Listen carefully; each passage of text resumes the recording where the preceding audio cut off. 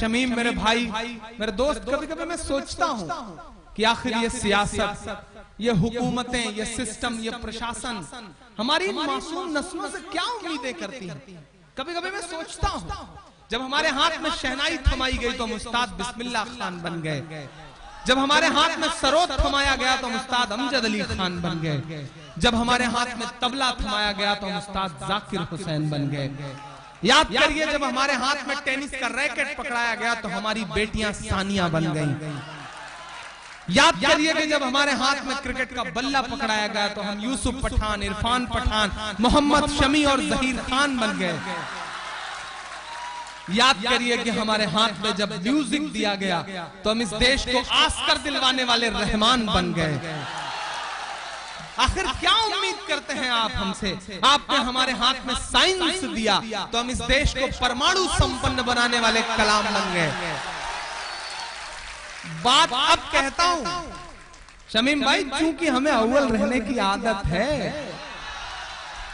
चूंकि हमें अव्वल रहने की आदत है चचा, तो हो सकता है कि पांव लड़खड़ाया हो तो हम हाजी मस्तान भी बन गए हो। But it's a black. जिस तरह एक इंद्रधनुष होता है, स्पेक्ट्रम होता है, उसमें बहुत सारे रंग होते हैं, एक रंग काला भी होता है। ये हमारी जिंदगियों का काला रंग है। मैं सिस्टम से, प्रशासन से गुजारिश करता हूं कि हमारी इन मासूम नस्लों को उस काले रंग से मत पहचानिए। हमारी जिंदगियों के जो और खूबसूरत रंग हैं, हमें उससे पहचानिए। हम इस मुल्क की तरक्की में शाना बशाना आपके साथ खड़े हैं। हमें साथ लेकर के चल कर तो देखिए। मैं आखिरी बंद पढ़ता हूं इस नज़्म का। हम मुसलमान हैं, हम मुसलमान हैं। मेरा दर्द बोल रहा है। मैं बहुत रोया था इस नज़्म को कहते हुए, कई दिन तक बहुत उदास रहा इस नज़्म को कहते हुए। पढ़ते पढ़ते भी कभी कभी अंदर से बहुत टूट सा जाता हूँ कि हमें ये भी बोलना पड़ रहा है कि बुतकदों के लिए, मैं कदों के लिए, अपनी बेशर्मियों की हदों के लिए, अपनी बेशर्मियों की हदों के लिए, तुमने चाही अज़ानों पे पाबंदियां,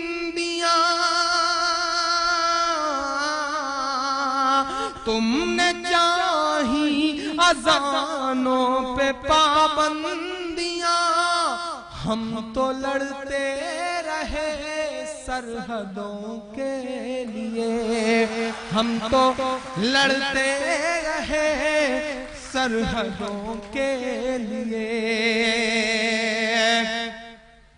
कि कौम सोई है इसको जगाओगे तो।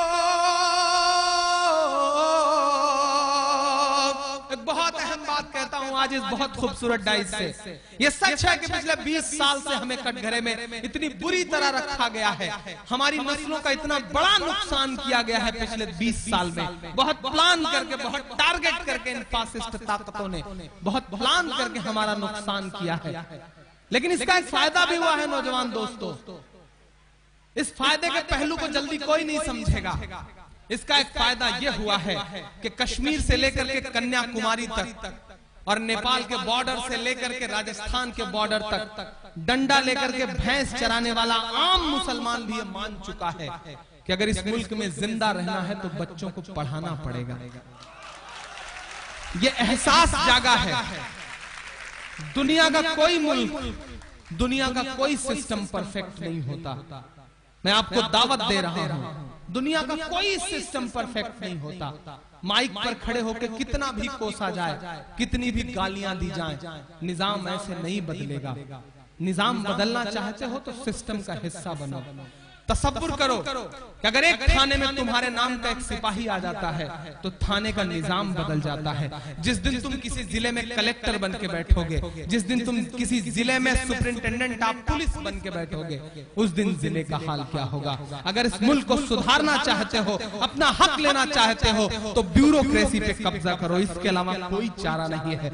इंजीनियरिंग पढ़ा लोगे बच्चों को, डॉक्टरेट पढ़ा लोगे बच्चों को, अपने बच्चों को बहुत बड़ा बिजनेसमैन बना दोगे, दोगे, अरबपति बन जाओगे, तुम्हारा फायदा होगा, खुद का फायदा होगा। लेकिन अगर नस्लों का फायदा करना चाहते हो तो सिर्फ ब्यूरोक्रेसी पे कब्जा करो, पावर अपने हाथ में लो।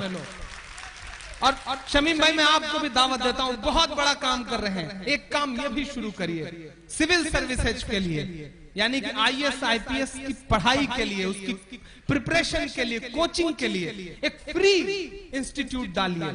मैंने इलाहाबाद में डालने जा रहा हूं और मैं दावत देता हूं अपने नौजवान दोस्तों को। इसके अलावा कोई हल नहीं है इस मुल्क में। ग्रेजुएशन करने के बाद एक मुहिम बना लीजिए कि एक वक्त कम खाएंगे लेकिन IAS बन के दिखाएंगे, IPS बन के दिखाएंगे, ये कसम खाइए। और आज यहाँ से जाने के बाद मैं तुम्हें पूरी छूट देता हूँ। मैं मानता हूँ कि हमारी नई नस्लें थोड़ी सी बदमाश हैं, हमारी नई नस्लें थोड़ा सा हीरोगिरी में ज्यादा रहती हैं, शाहरुख, सलमान और आमिर की फैन ज्यादा हैं। इस बात पर हमारे बड़े बुजुर्ग चिढ़ते भी हैं, लेकिन फिर भी मैं तुम्हें छूट देता हूँ।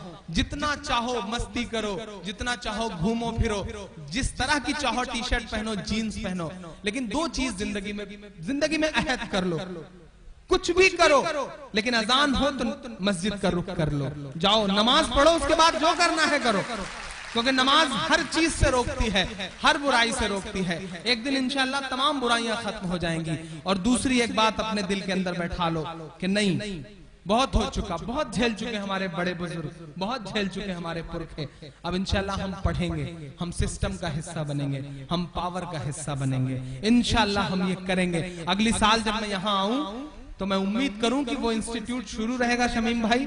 और आज ये आप बहुत बड़ा वेलफेयर ट्रस्ट चला रहे हैं। मैं बहुत छोटा सा शायर हूं, मेरी बड़ी छोटी सी औकात है, लेकिन मैं आज यहाँ घोषणा कर रहा हूं और ये बात कह रहा हूं कि इंशाल्लाह आप जब मिलिएगा प्रोग्राम के बाद तो मैं उस इंस्टीट्यूट के लिए अभी से अपनी तरफ से आपको 21,000 रुपए अभी से डोनेट कर रहा हूं, उसे रखिएगा और शुरुआत करिएगा इंशाल्लाह। एक मुहिम शुरू करिए। कौम सोई है इसको जगाओगे तो, एक इशारा जगा देता है, एक झटका जगा देता है। मुझे लगता है कि एक बेजान लटकते हुए सूली पे जिस्म ने आपको भी कहीं ना कहीं झकझोरा है, बेदार किया है। तो जाग जाइए। अगर आप अदालतों में जज होते, अगर आप अदालतों में वकील होते तो शायद बात इतनी खराब न हो पाती। बनो, हिस्सा बनो। कौम सोई है इसको जगाओगे तो,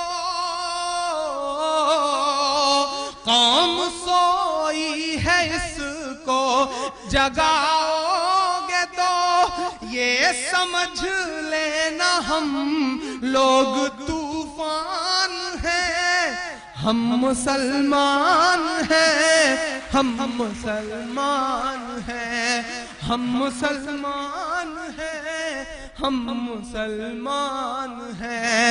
मेरे भारत तेरी आन है, शान है, हम मुसलमान हैं, हम मुसलमान हैं। बहुत शुक्रिया, बहुत मोहब्बतें। और आखिर में जाते जाते बस एक छोटी सी नज्म का एक बंद पढ़ के जा रहा हूं। और ये भी कह रहा हूं दोस्तों कि मैंने आज बात तो एक बड़ी सी बात अल्लाह ने मुझसे कहलवा ली है। आप जितनी बड़ी तादाद में हैं, अगर आप शमीम को एक एक रुपया भी देंगे रोज, तो इंशाल्लाह वो एजुकेशन सिस्टम का जो वो इंस्टीट्यूट है वो बहुत अच्छे से रन करेगा। गुटके में से 1 रुपया खर्च कर देना कि चलो ये आने वाली नस्लों के लिए दे रहा हूं, ये कर लोगे तो इंशाल्लाह 10 साल में पता नहीं क्या हो जाएगा। 10 साल में मैं बदलते हुए हिंदुस्तान को देख रहा हूं। मैं तो वो ख्वाब लेके चला हूं। जब मैं मुशायरों में आया चाचा तो मुझसे ये कहा गया कि इमरान साहब जो पढ़ रहे हो इसमें शायरी नहीं है, जो पढ़ रहे हो इसे अदब में कहीं जगह नहीं मिलेगी। जो तुम पढ़ते हो नज़्में वो मरने के बाद किताबों में नहीं पढ़ाई जाएंगी। तब मैंने छाती ठोक करके अपने बड़े शायर दोस्तों से ये कहा था कि मैं जानता हूं कि जो मैं पढ़ रहा हूं उसे अदब में जगह नहीं मिलेगी। मैं ये भी जानता हूं कि मैं जो पढ़ रहा हूं इसे मेरे मरने के बाद किताबों में नहीं पढ़ाया जाएगा। लेकिन मैं ये भी जानता हूं कि इंशाअल्लाह मैं जीते जी इंकलाब जरूर पैदा कर जाऊंगा। मैं उस कोशिश में लगा हुआ हूं, मैं उस मुहिम में आपके साथ हूं। इस मिशन का हिस्सा बनिए, पढ़ाइए अपने बच्चों को। जब तक पढ़ाओगे नहीं। वो तो चाहते हैं कि हम जाहिल रहें, वो तो चाहते हैं कि हम पंचर जोड़ने वाले बन के रह जाएं, वो तो चाहते हैं कि हमारे हाथ में सिर्फ ट्रक और टैक्सी का स्टीयरिंग रहे, वो ये चाहते हैं कि हम सिर्फ पल्लेदार बन के रह जाएं, वो ये चाहते हैं कि हम सिर्फ मजदूर बन के रह जाएं। लेकिन मैं आपसे गुजारिश कर रहा हूं, और मेरी माएं बहनें भी यहाँ बैठी हैं, सबसे बड़ी गुजारिश आपसे करता हूं, आप किसी बच्चे का सबसे पहला स्कूल होती हैं। आप अपनी गोद में जब बच्चे को लेती हैं तो उसी दिन तय हो जाता है कि